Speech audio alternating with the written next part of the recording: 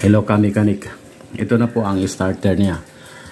Pinalitan ko ito ng bago ng carbon brush ito.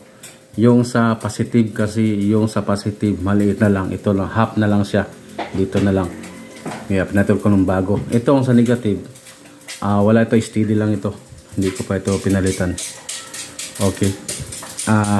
Yan lang muna ang pinapakita natin sa inyo. Kasi yan lang po ang ating tinatrabaho. Okay.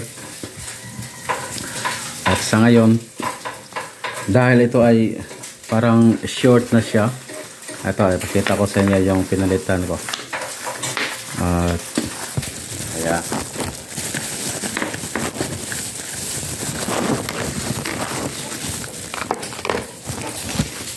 Ito, pinalitan ko na rin siya ng bearing. Ito nga bearing. Yan. Nakita nyo ang number sa bearing. Yan. Yan. Yan lang po. Kapag yung starter nyo ay sira na, palaging lagitik na lang, ito pala ang pinakadahilan. Kailangan yung palitan.